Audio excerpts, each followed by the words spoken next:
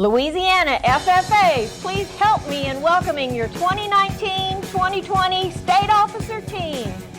Presenting your State Parliamentarian, Matthew Phillips, and your State Treasurer, Victoria Higdon. State Reporter, Zachary Mayfield, and State Sentinel, Lindsay Datroff. State Vice President representing Area 1, Amber Bridges, and State Vice President representing Area 4, Tristan Foray. State Vice President representing Area 2, Salem Johnson, and State Vice President representing Area 3, Trevor Touche. And finally, your State Secretary, Dakota McGee, and State President, Jaden Durr. Woohoo!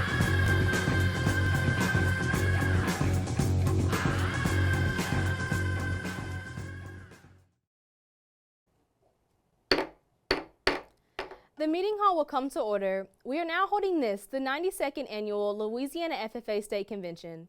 Madam Vice President, are all officers at their stations? I shall call the roll of officers, determine if they are at their stations, and report back to you, Madam President. The Sentinel. Station by the door. Your duties there? Through this door pass many friends of the FFA. It is my duty to see that the door is open to our friends at all times, that they are welcome. I care for the meeting room and paraphernalia. I strive to keep the room comfortable and assist the President in maintaining order. The Reporter. The reporter is stationed by the flag. Why by the flag?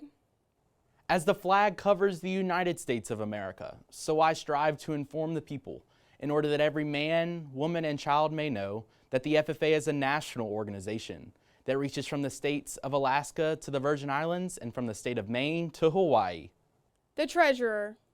Station at the emblem of Washington. Your duties there? I keep a record of receipts and disbursements just as Washington kept his farm accounts, carefully and accurately. I encourage thrift among the members and strive to build up our financial standing through savings and investments.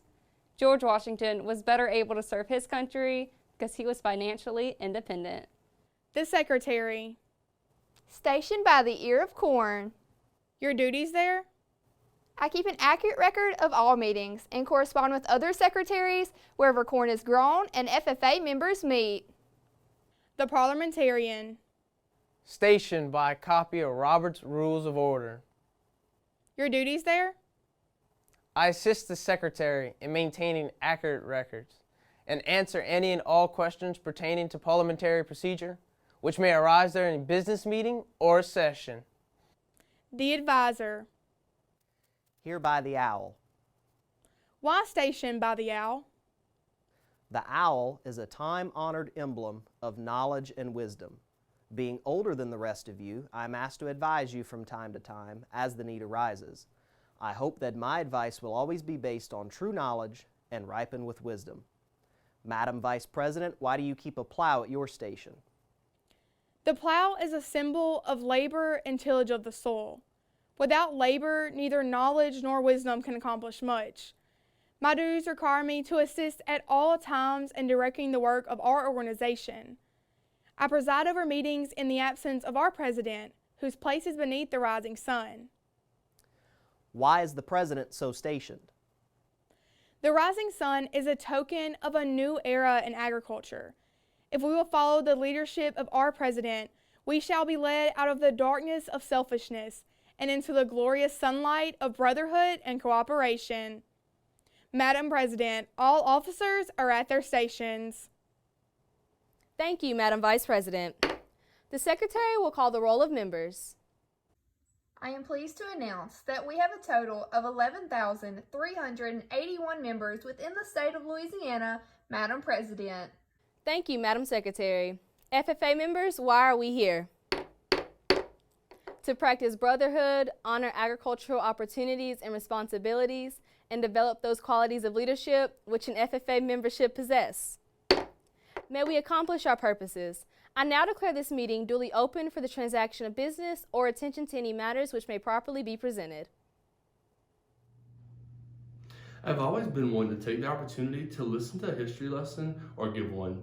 Just as there have been plenty of historical events that took place, such as the Boston Tea Party, the rise of Paul Revere, and the signing of the Declaration of Independence, there are many historical events that took place in our association this year from you, the monumental leaders. In this session, we're going to hear from the Supreme Court of Ag Teachers, the LATA, see our Continental Congress of Students receive scholarships, have the opportunity to embrace the motivational words of our foundation president, hear from the VPs of the Northern Louisiana colonies, Salem Johnson and Amber Bridges, give their retiring addresses, and plenty more. Grab your powdered wigs, sign your John Hancocks, and get patriotic for the second general session of the 91st Louisiana FFA State Convention and Expo. Actions speak louder than words, and together we can change the world. We are the FFA. Next up, we'll be hearing the inspiring words from your State Vice President representing Area 2, Salem Johnson. Hello, Louisiana FFA. My name is Herman Roberts, and I'm one of Salem's close friends. When I first met Salem in Washington, D.C. at the State Officer Summit, I had no idea the impact she would make in my life. Salem is one of the most kind-hearted people I know, and she never fails to make those around her laugh and feel included. As a state officer, Salem proved to be a reliable teammate and hard worker while still being goofy and having fun. She's someone who is always herself and who genuinely cares about those around her. She serves from a place of selflessness and is always willing to put others before herself. Salem, you've done an incredible job serving Louisiana FFA, and I'm honored to know you and call you one of my best friends. I became friends with Salem 3 years ago. Little did I know, me being in a Spanish class would have led to me a best friend that would constantly push me outside of my comfort zone. I will lie to her. She pushed me to be more active in FFA, which has given me so many great opportunities. Not only that, Salem is one of the most hardworking people I know. When I would see her and look at all the work she was doing, it would amaze me and push me to keep working hard and to never give up. Salem has made mine, many others' lives better by knowing her. I know I could go to her with anything at any time. I'm so glad to call her one of my best friends, and I'm so proud that she got to serve Louisiana FFA this past year. I know she did an amazing job, so thank you for all that you've done for me, many others, and this great organization. I'm pleased to introduce you to your 2019-2020 State Vice President representing Area 2, Miss Salem Johnson. If it's all right, I wanna kick it with you all night, all night. Have a good time. Ain't gotta worry 'cause it's all right, it's all right. If you're from Lakeview or a close friend of mine, you have definitely heard me talk about this tree leaf before. If you're not one of those few people, this is the leaf to my absolute favorite tree, a yellow poplar, also known as a tulip tree. Throughout my 4 years in FFA, I've learned to identify around 350 plants, with about 100 of those being trees. However, this past year, I started looking at trees in a different way, and I've come to learn that the life of a tree is very similar to the life of a person. Every tree starts off as a seed, and with the help of water, sunlight, and many other nutrients, that small seed over years turns into branches, leaves, and roots. Just like trees, every person starts off as a baby, and through time, nourishment, and many long days, we quickly become adults who have jobs, children of our own, and passions we long to fulfill. So I'm sure everyone knows that any plant has to start off with some type of seed. For now, we're going to pretend that tiny seed is each of us. Now, just like every seed, we don't all start off in the same place. I grew up in Campton, Louisiana, but other people were raised in Ruston, Baton Rouge, and so forth. So there we are, seeds freshly planted into the ground. The only catch is that we don't get to choose the ground that we're planted in, and for some, it takes some time to getting used to. For me, I didn't choose to grow up in Campton. I mean, who would? I didn't choose to get to go to Lakeview High School, and I didn't choose the house that I grew up in as a child. However, eventually I got used to that way of life, and that soon became the normal for me. Next, we have our roots. I like to think of my roots as family members and traditions, and these two we have little control over. Most of us didn't choose to have that one crazy aunt that talks a lot, or the workaholic cousin that you barely see.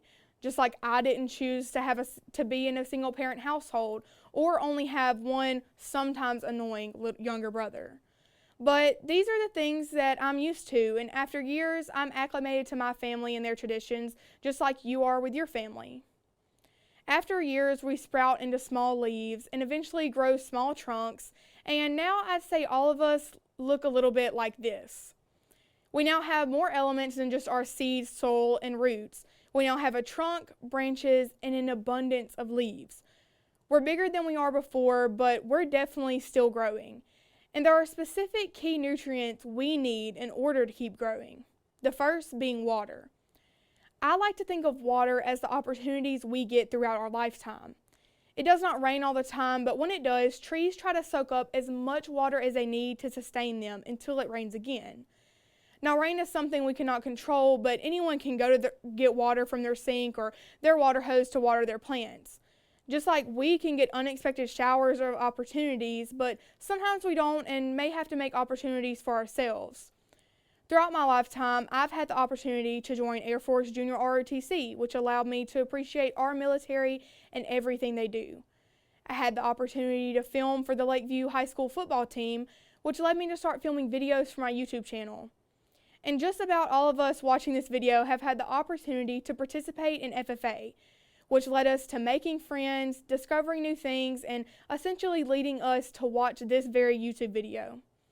Without each of the opportunities we get, our trees, aka ourselves, wouldn't be able to grow into what it is today. The next nutrient a tree desperately needs is sunlight. Sunlight aids trees in the process called photosynthesis, which allows trees to take in carbon dioxide from the air and release oxygen in the air, which helps us breathe.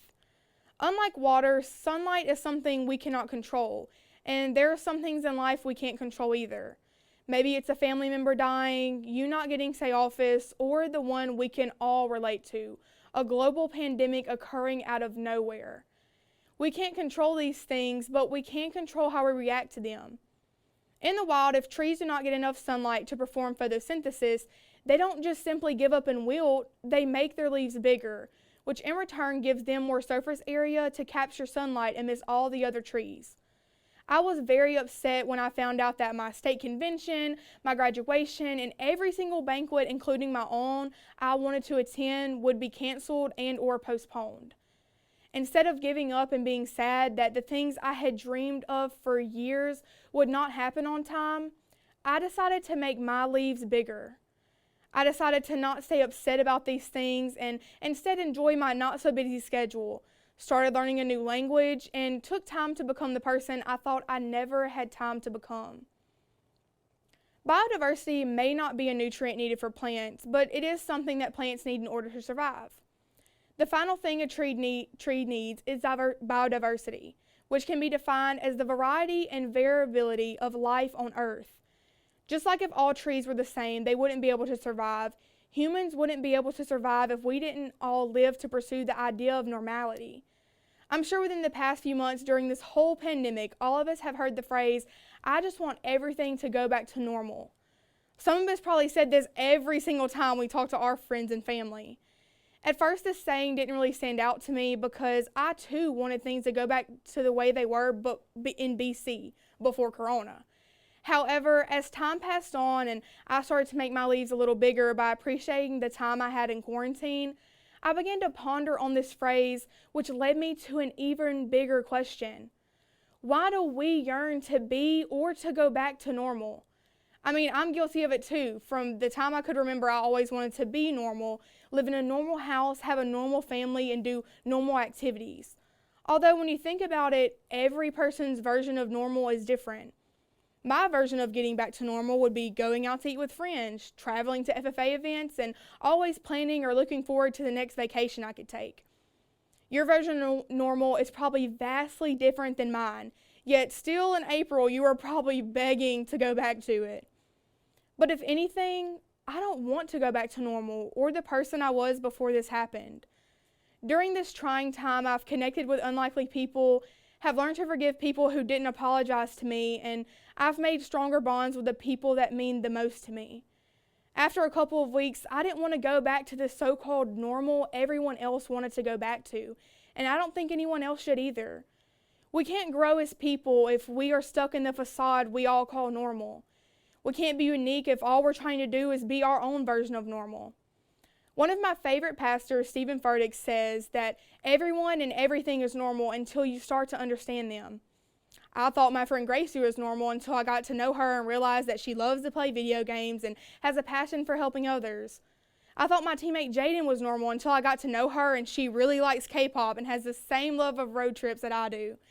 I really thought that my friend Herman Roberts, and past State Idaho president, was normal until I got to know him, and he has 5 siblings and his mom owns a flower farm. I even thought that FFA and agriculture was normal until I met my Mexico native friend Itzel, who helps me learn Spanish and doesn't have the first clue into what FFA is. And she has a passion for teaching English and Spanish one day in Canada. During this not-so-normal time, I've grown closer to the people I get to call my friends, and I've learned so much about myself. I've come to learn that being normal is something that I never want to be, and you shouldn't be either. If bad times come, don't miss your opportunity or hope to be normal to overcome it. Just accept the fact that there are some things just out of our control, and make your heart, your passion, and essentially your leaves just a little bit bigger to capture all the sunlight that you need to grow.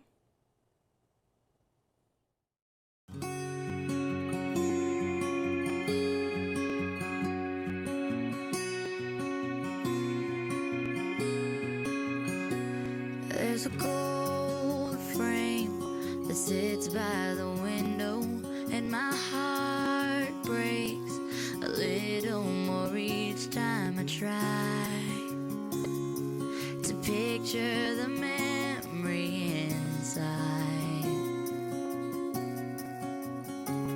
There's a notebook, it's too hard to read it, but if you look, you'd see how you look through my eyes.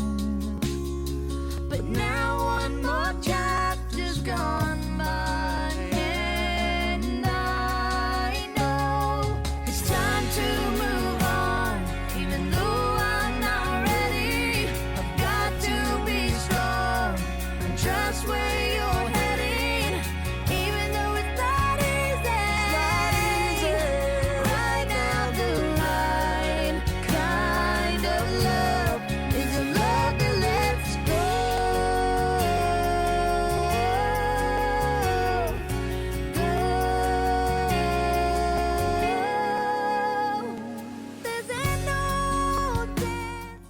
Salem, for our endless car rides, our amazing journeys, and our friendship, you have shown me what it truly means to be a servant leader. You have made our time on this team truly memorable, and we are so thankful for all the fun and work that you've helped us with this year. I know that no matter where I go across the state or the country, you will always be my best friend, and I love you. Always remember, better together. Zach, Dakota, Trevor, Tristan, Amber, Lindsay, Victoria, Matt, and Jaden. Louisiana FFA, for the final time, your 2019-2020 Louisiana FFA State Vice President, representing Area 2, Salem Johnson. Actions speak louder than words, and together we can change the world. We are the FFA.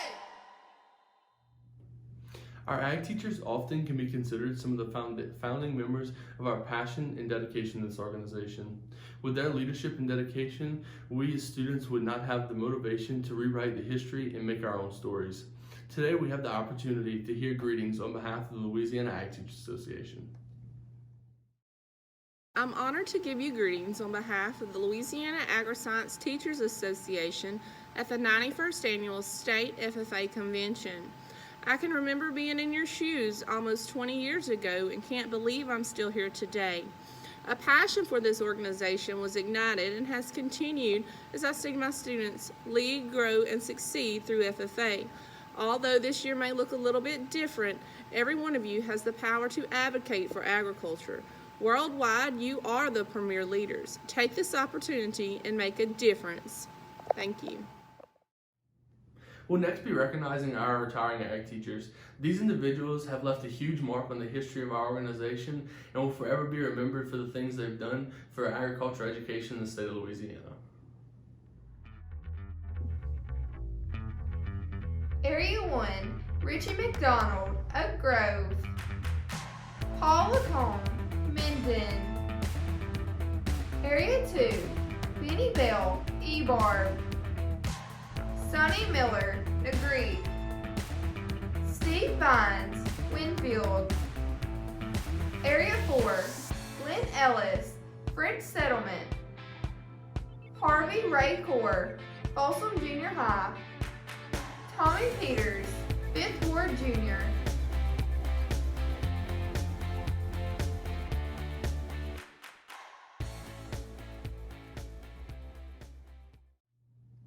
Just as the signing of the Declaration of Independence, our organization has key milestones and advancements that have helped us push forward. AEST has been a driving force in advancements of our association, and we could not be more thankful for the support we received from them. Today we have the opportunity to hear greetings from AEST.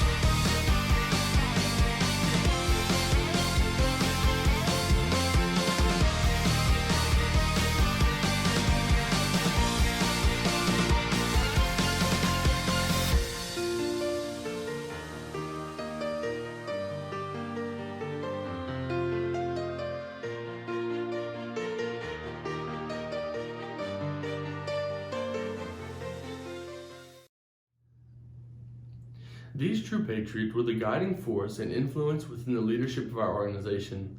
They built the foundation of our leaders and will forever have a lasting impact on us. Please join my team and I in recognizing our advisors. Mr. Adams, I can't believe we made it to this point. 4 years ago, I said I wanted to be here, and you put me here. We've traveled thousands of miles, made millions of memories, and even fought in like a WWE ring. Without you, I would not be where I am today. Many FFA members are blessed with 3 ag teachers, but I'm honored to say that I had one ag teacher that was 3 things: a mentor, a best friend, and a brother. Always love Matthew.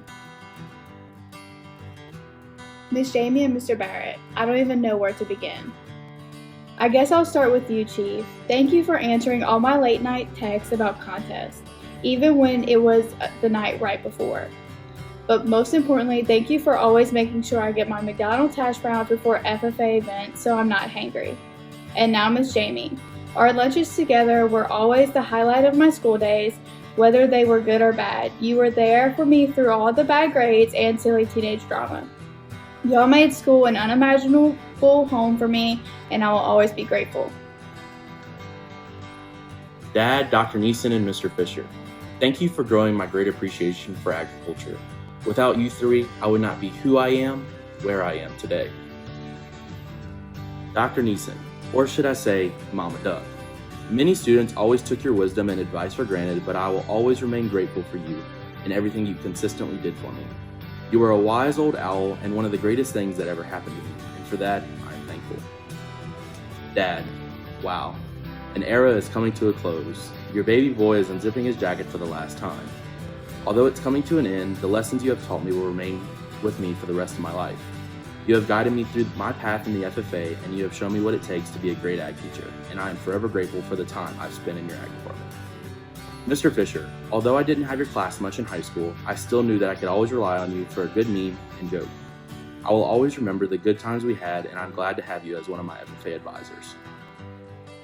Miss Heidi, you have given so much of your time to our chapter. You showed me what true dedication really means.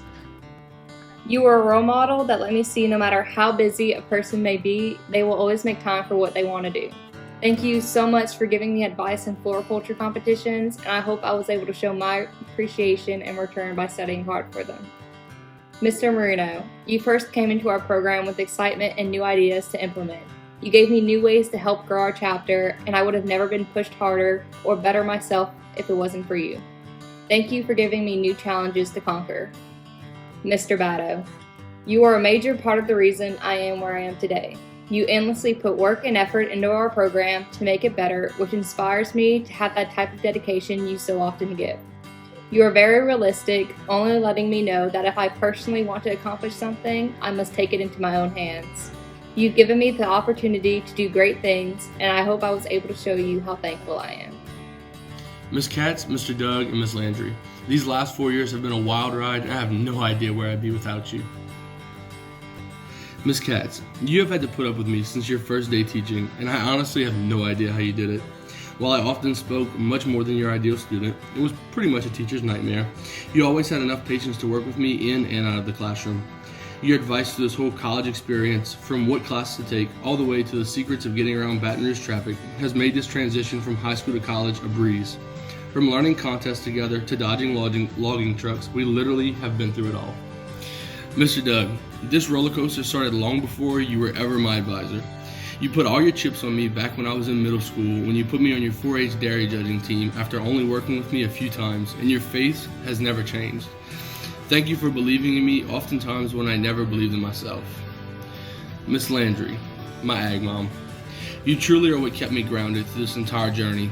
You reminded me what was truly important in life. Even when you were extremely busy being a teacher and a mom, you never hesitated to allow me to vent and talk through my problems. Both in and out of the classroom, you have taught me how to be humble and never overload my plate. Both lessons are still a work in progress. Thank you, guys. Dear Mr. Raspberry and Miss Dodd, thank you for being such amazing advisors and for teaching me everything I know. Dear Miss Dodd, I know I only had you for 1 year, but in that year, you have helped me so much. I won't forget all the times we had P-Law practice in 4th hour, and every time someone would either get into an argument or have a mental breakdown, and you'd have to get us back on track. Or when we had our off days in class, and everyone would get into heated arguments over sports or just the little things, and you'd have to calm us down. But after all that, I cannot thank you enough for guiding and helping me my senior year into becoming a better officer and ultimately a better person. Mr. Raspberry, thank you for making my 4 years of high school something I will never forget. I will always remember our road trips to contest and just talking about nonsense with you and the boys. Or the time you thought it was a good idea to let me, Trevor, and Tyler operate the tractor and have our own garden. But thank you for all the life skills and lessons you have taught me throughout this journey. All in all, I would just like to thank both of you for all that you've done for me and helping get to me where I am today. Dear Mr. Raleigh, Rollo, Rawls, Rizzle, or any of the other hundreds of names your students and I came up with over the years. I can still remember walking into and out of my first ag class thinking, why is this guy such a weirdo? Little did I know your quirky habits and hilarious jokes would be the reason I grew to know you so well. From teaching me about trees to walking me on homecoming court, your support has extended full circle. My favorite times with you were the no music car rides where we just made jokes and would laugh for what seemed like hours. You've taught me how to speak in public, how to measure DBH, but most importantly, you taught me how to love people despite their flaws and how to take any bad situation and grow from it. Thanks so much for the memories, knowledge, and most importantly, love. Dear Ms. Dyson, I remember my first time meeting you when I was just a wee freshman and you were my Cree speaking judge. You were the first woman ag teacher I met, and I thought that was so cool. You've taught me about plants, chickens, and millions of other things that have made me the person I am today. Thanks for always helping me follow the rules and keeping me in line. Thank you for pushing me outside of my comfort zone and always being a shoulder to cry on. I'm extremely grateful for everything you've done for me and will forever cherish the memories made with you over the past 3 years. To the advisors of the West Ouachita Ag Department, I would like to formally say thank you. Martan, thanks for literally everything, from taking me to my first ever FFA event to being my mom when we went on trips. You were always there whenever I needed someone, and you always pushed me to do better and be better. The love and support that you have shown me is something that I will never forget and will always treasure. Shields. Thank you for showing me the livestock side of FFA and teaching me random things about life. Be it practicing forestry and you making the entire team eat persimmons, or driving to a show and getting a song's background. You have taught me that even when times get stressful, you can always go to an arcade and have fun and set some new records. C. Brand. Thanks for being there when it came for everything from running for office and having to look over an application that I did. Even when the process was long and tiring, you encouraged me and let me know that I had what it took to do the job. Even though I never had you as a teacher, the impact you made, the lessons you taught, and the advice you gave me is something I will forever be grateful for. Miss Amy, I honestly don't know where I'd be without you. The amount of breakdowns, attitudes, and food cravings you fixed will never be forgotten.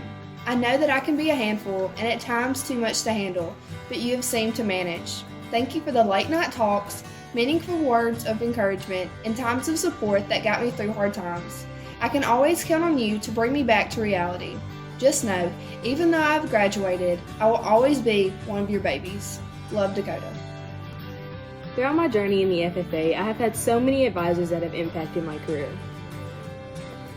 Every single one of my advisors has helped shape me into the person I am today, and I am forever grateful. Mr. Bobeff, you were there from the very beginning, and I am so thankful to have had your advisement throughout my journey. Mr. Wilson, you make me sick. Okay, but seriously, thank you for being the one person I know who will never take any moment too serious. You provided me a space to not have to be so serious all the time and to not stress over the little stuff. I can always count on you to make me laugh. Not only did you help me grow, but you also helped my brother grow within this organization, and I am so thankful for that. Thank you for being my advisor and believing in me, even if you do still call me Jada. I know I can always count on you. Miss Rachel, man oh man, where do I begin? From taking naps with me instead of practicing, to letting me fangirl at 8 a.m. in class, and to just being there when I needed a friend, you were there through it all. You might not have been with me from the very beginning, but you were always rooting for me no matter what. You helped my passion for this organization grow tremendously, and you were always there whenever I had any questions. Thank you for literally being my partner in crime, my advisor, my life coach, and my family. I know no matter how far we go, you will always support me and have my back. Thank you for being you and loving me.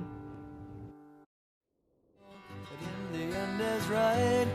I hope you had the time of your life.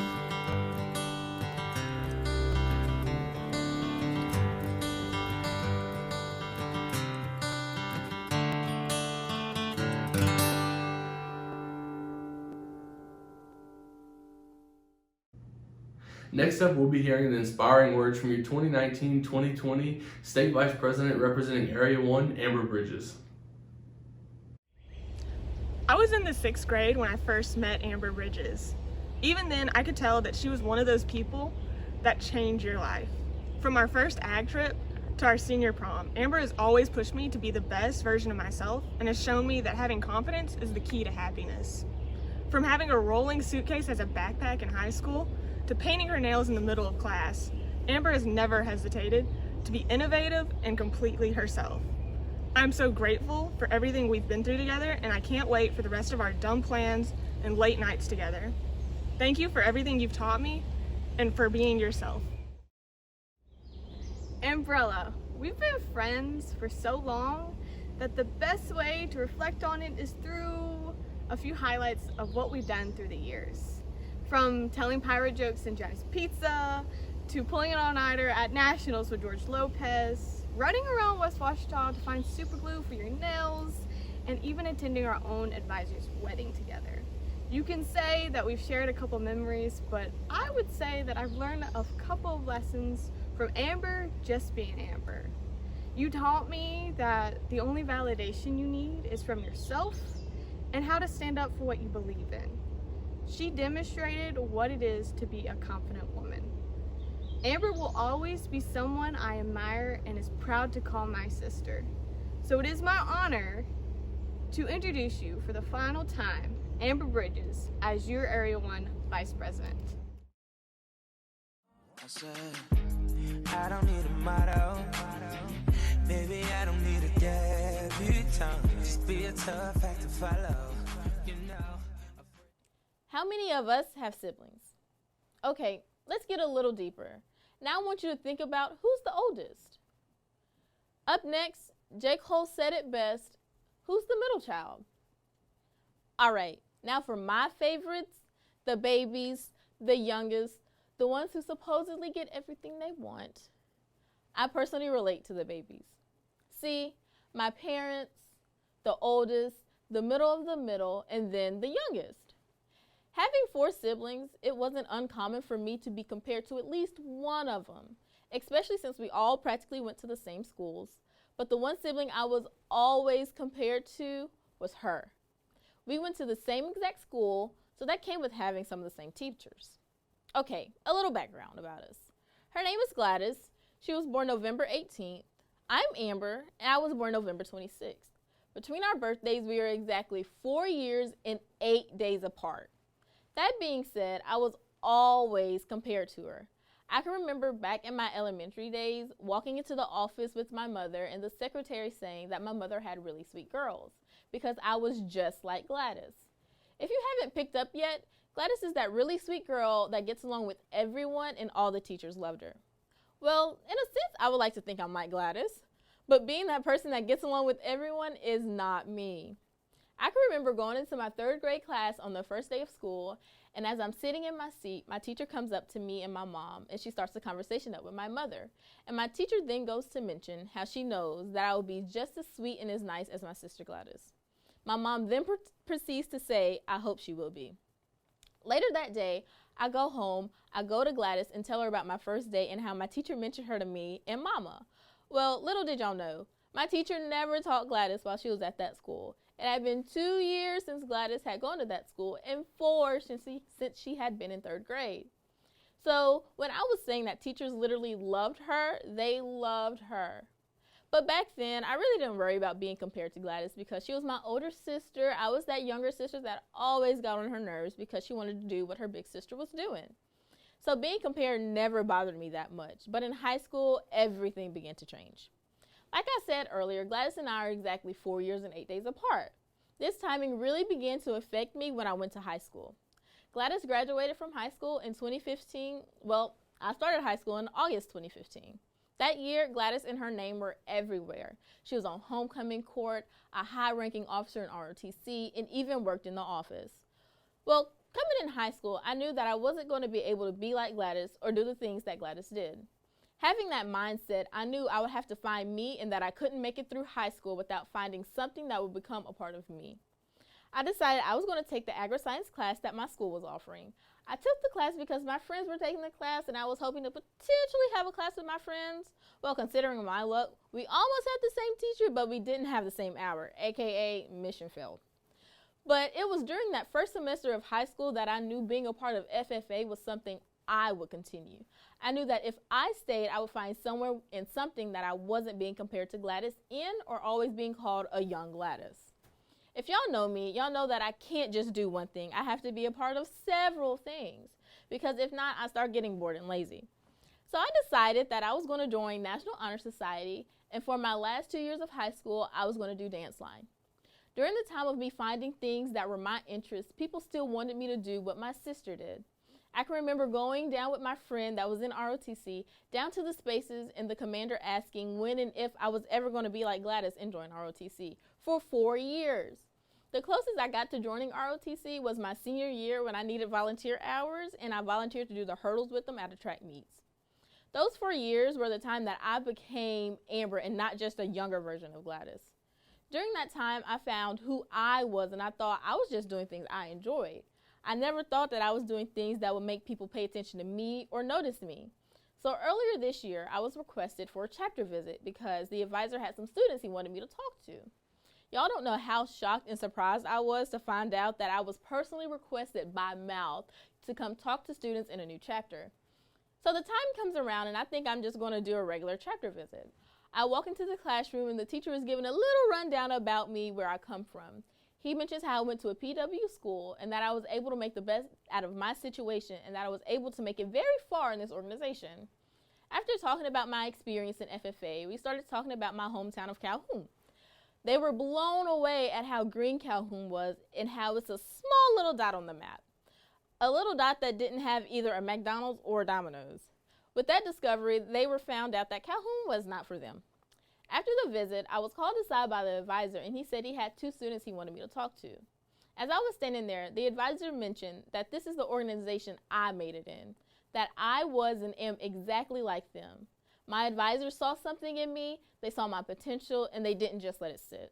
The opportunities that I had are the same opportunities that y'all have. You may have to work a little harder for them, but you have them. Then he proceeds to say that I was able to make it out. The same organization that I made it out through is the same organization that you can make it out in. It was at that moment that I realized I was being seen. Before that, I thought I was just doing the things that brought me joy, and I enjoyed doing them. It never crossed my mind that people were watching me and paying attention to where I came from and where I was going. It wasn't until then that I realized I am Amber and my impact matters. Without being compared to Gladys, I wouldn't have been able to find my true self. I never would have been through the journeys or taken the risks I have. I wouldn't have found who I am and what I have, and I wouldn't have realized that my impact matters. So maybe the next time you're compared to a sibling or a close family member, instead of getting mad that it's happening to you, maybe think to yourself, how is this happening? How is this helping me become me? But never forget, you are not somebody else, you are you, and your impact matters.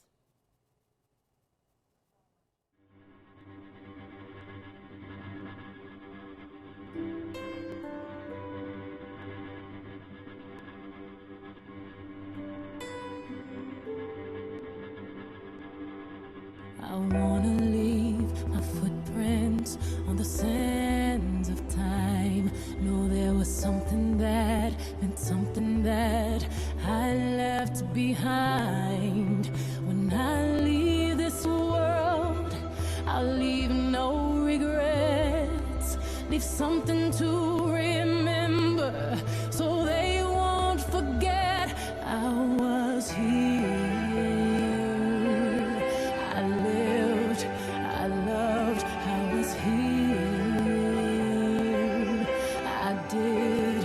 I've done everything that I wanted, and it was more than I thought it would be. I will leave my mark so everyone will know I was here.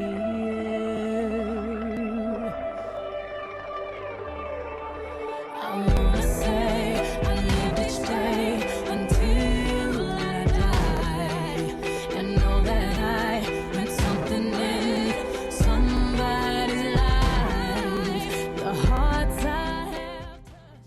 Amber, thank you for teaching me how to live my best life. Between the random snacks, naps, and all the laughs, you have made this year 100 times more interesting. We have come so far this year, and I can't wait to see where it takes us. Always better together, Zach, Trevor, Tristan, Matt, Dakota, Salem, Jaden, Amber, Victoria, and Lindsay.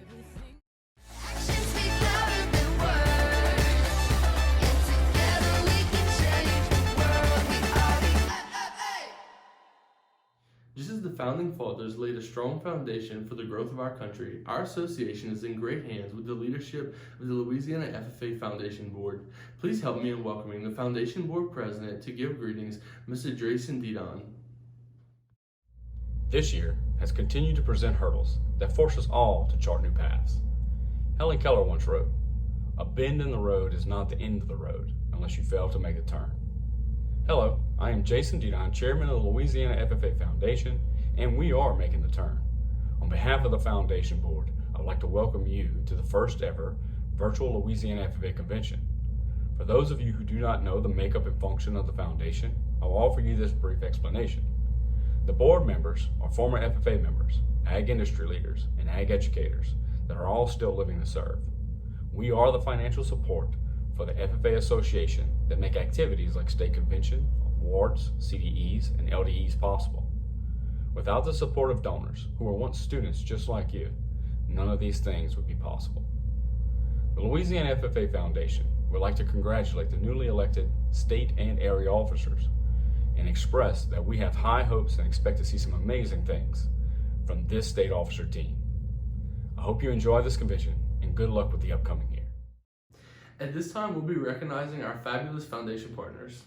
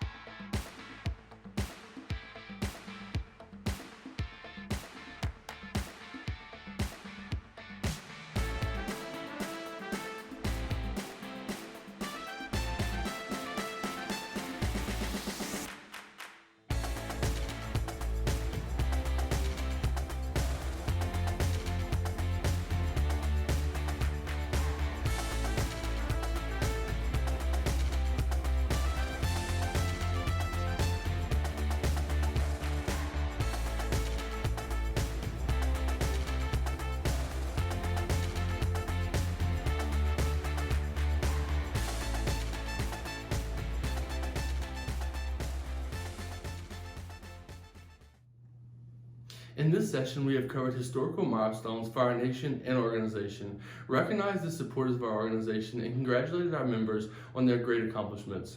We also got to thank state officers for their inspiring words and year of service. We celebrated members who were recognized for their hard work to make new entry in their own history. From learning about events that happened during the American Revolution to learning about history that we were making in our very own organization.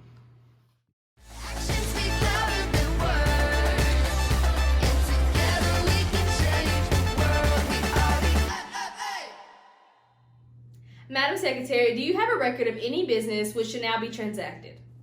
I have none, Madam President. Does any member know of any new or unfinished business which should properly come before this meeting? We are now about to adjourn this session of the 92nd Annual Louisiana FFA State Convention. As we mingle with others, let us be diligent in labor, just in our dealings, courteous to everyone, and above all, honest and fair in the game of life. Fellow members, advisors, and guests, please join me in a salute to our flag. I pledge allegiance to the flag of the United States of America, and to the republic for which it stands, one nation, under God, indivisible, with liberty and justice for all. I now declare this meeting adjourned.